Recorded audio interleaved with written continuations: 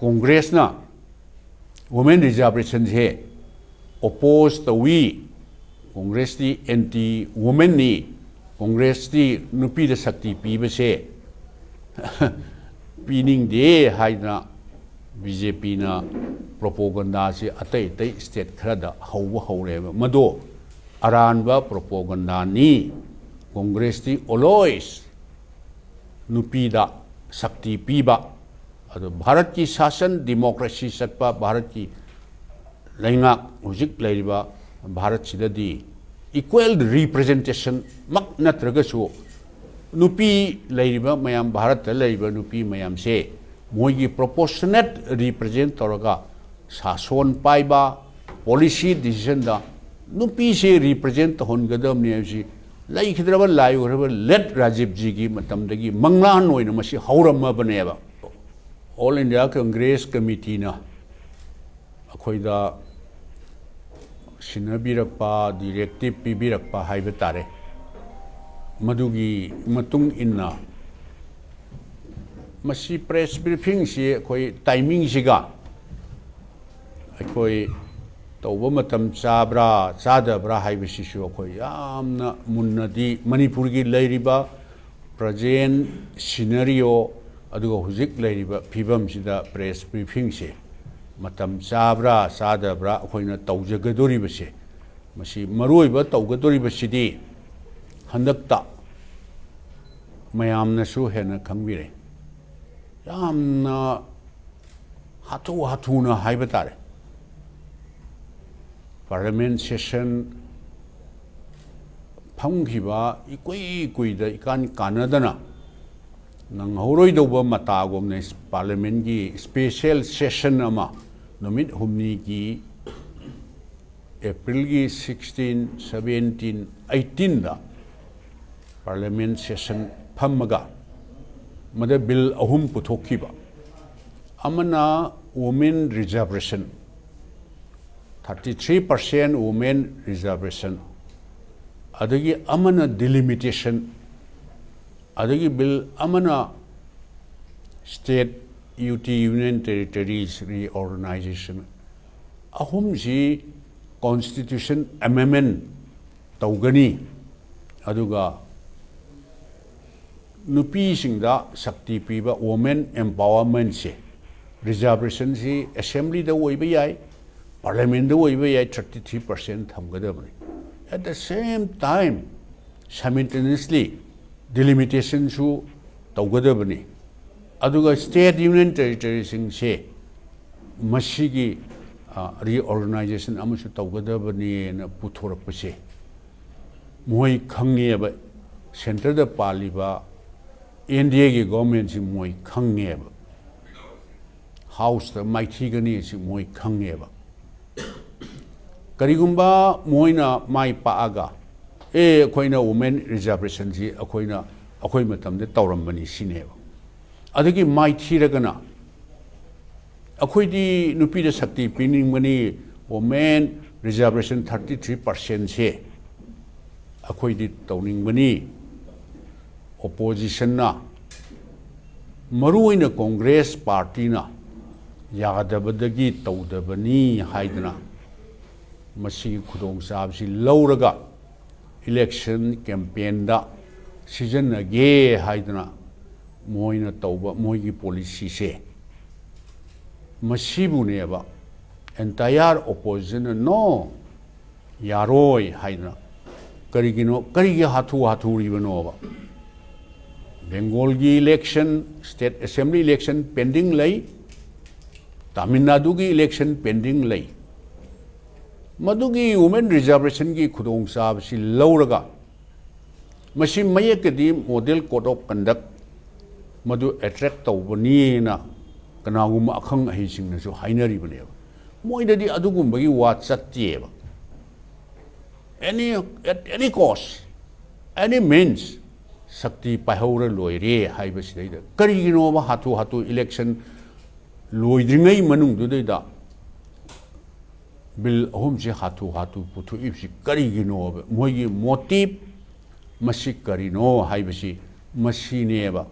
akoina manipur gi praja singda akoi AICC की instruction की मतुंग इन अखोई न थमजनिंगी बसे सीन नंबर 1 अदे अन्य सुबदा मसी की रिजर्वेशन से वुमेन रिजर्वेशन बिल से 2000 मयाम जुनिंग बिरंगनी 2023 दा पार्लियामेंट दा pass तौखरबने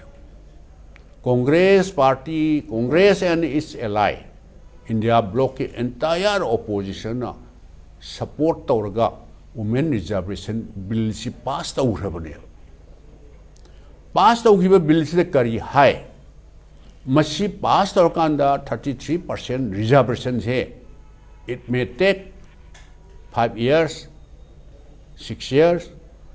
or maybe 10 years to sang bayai karigino haibu masi implement tawbasi sangadu si karigino haibu si bill si pass tawre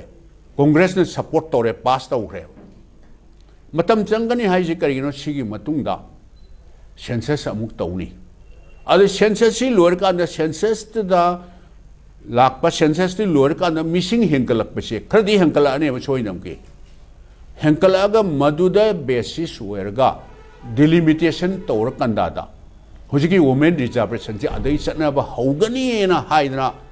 पुथोरगा parliament पास तौखरबने पास तौखरबदुबु अमुक ना कोइना ना थमगा हाथु ना अदुसु हानगी दुदी हुजिक एक्जिस्टिंग लोकसभा की सीट 543 नि पार्लियामेंट की एमपी की strength से 543 ni within that 543 to that 33% nupi the reservation p ni hai se congress ne support taw bill do pass taw grabne hojik su congress hai ri ba adu gi pass taw bill do puthoro o pungkhai mi manung da akhoi amuk su support taw ge madu di natra dana moine agenda amagi makha da census loidriba census loirga missing kayam henkal esu khangdriba aduda hujik leiba strength dagi 543 se sidagi 850 da house ki strength mp missing si henkal hangani sigi motive se unta yengbiu census tawdana census tawbasi nangbaye nangdabe sineba aduga delimitation su dum tawgani sineba अदु दि कराई दगी मोई motive सिदी state अयामबना south त लैबा और north east त लैबा करिगिनो हाइबबो मद 500 census तौदना 543 हुजिक लैबा MP मसिंग से सिदैनि 580 द लाख तारगदी अखोगी नॉर्थ इंडिया हाइब तारे लाइक यूपी बिहार राजस्थान मध्य प्रदेश सिगुम्बा हिंदी बेल्ट हाइब तारे ने ह्यूज एडवांटेज लैय मरमदी लास्ट 1 डिकेड से सही तरह खुदिंगी सेंसस मयकदी अमुमुक तौगदबने कोई 2011 दे तौरे 2021 दा after a gap of 10 years 21 दा तौगदबसे लाइबक थीबदगी नेशन वेट कोविड लैखिबदगी तहौद्रेब सेंसस से अदुदा सेंसस लोरमगदी बाय 2026 हुजिक चलिब सही से सिदा डिलिमिटेशन तौगनी ना हाना संविधान सेम तो ओगर लैखिबने मसी पुनमक्सी ना खोइनरगा नंगहौरोइदौना पुथोअगा 543 दगी 850 दि हेंकटकनी डिलिमिटेशन जो मोइना तौनिंगद तौनी हाइबबुदी इक्वल डिस्ट्रीब्यूट तौनी सीट से हाइबदी हाइबा अदुना सिदी डेमोक्रेसी से इंडिया दे लैब डेमोक्रेसी से अदुना नि कांग्रेस पार्टी ना ओपोज तौरिसे वुमेन रिजर्वेशन ओपोज तौबनतिएबा कांग्रेस से oppose तौदी हाइबसे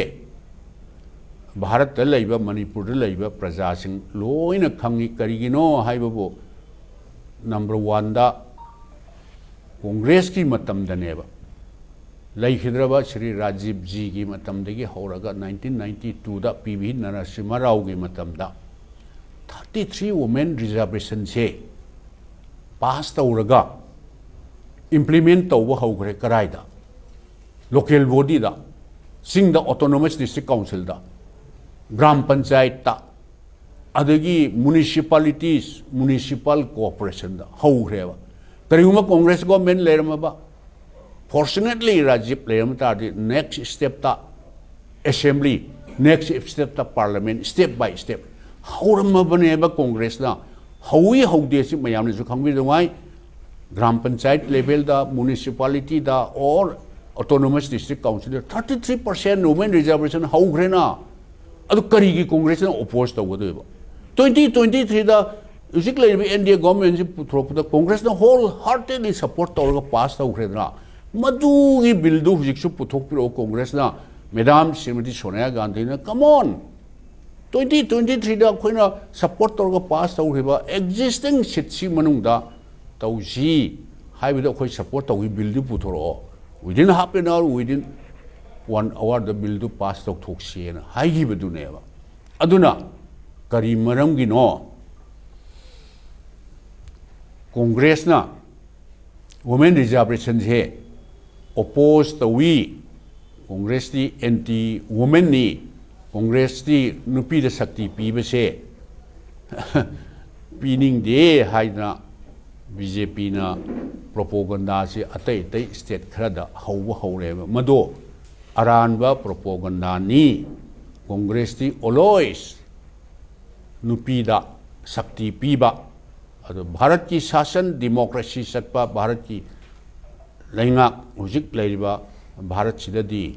equal representation mak natraga su nupi laiba mayam bharat laiba nupi mayam se moigi proportionate represent toraga sason paiba policy decision da nupi se represent hongadam ne ji lai khidraba lai oraba let Rajiv ji gi matam dagi manglan oina masi hauramma baneba aduna hoji moina lana publicity propaganda tawse thajabiganu haina masi mayamda sengdoksebani timing di sadi hatu na bill ahum se karigino ba hogiba April 16 17 18 da puthoi se madugi mahutta chahi ahum hena relief game da macha kaina gibagi nupa kaina gibagi asiba anaba thiba khangdana mi sahum hena mission where about khangdana leriba relief game da 60,000 hena leriba yum kaya mai thadokraba adagi mi kaya asira yauhiba mayam se women reservation to kitang nauna puthoke haika taraga ju census ka loiraga census to the latest census to the mother data warga madai da 27 woiba yai 28 woiba yai mada delimitation or women reservation anoba tauge haitar su hanagi ari badu warga ti hujik akhoi adum akhoi support tauhi adum yare ba madu tawdana manipur da kapi ba lauriba mamita mapi ta da hujik relief camp da leiriba mayam se masi hana solve tawbiu masi hana da attention pbu haina leiriba India gi central union government state ki government sreida koi party gi taraf tagi di lana propaganda tawbi mahutta si hana solve tawbiu karamba matamda manipur se shanti porkadagi peace lakadagi haina community khuding makna wari ba nari ba tauri ba sen thungi pibam soksan khriba maruina amuk phukat pada sahi kya sangadam no khangdraba satra singi life se atai sen thungi economy sokpadudi kharabu phareko adu satra se sahi ani hum je larik tamboi tawdamboi toriba angang sing life career si sahi kya sangani amu akoina amu moiji phugatna ba hotna bata aduna pigadaba attention pigadaba sida pbu manipur atoba matamda shanti laknana ba community amaga nungsinadriba changna ba yadriba khotiba mayam puna maksing se relief game da leiba mayam puna maksing se magi mayumda hanjan hanana ba bill humdo hatu puthokpagi mohta masida attention pbu na akhoi party gi side tagi akhoi appeal tawjabne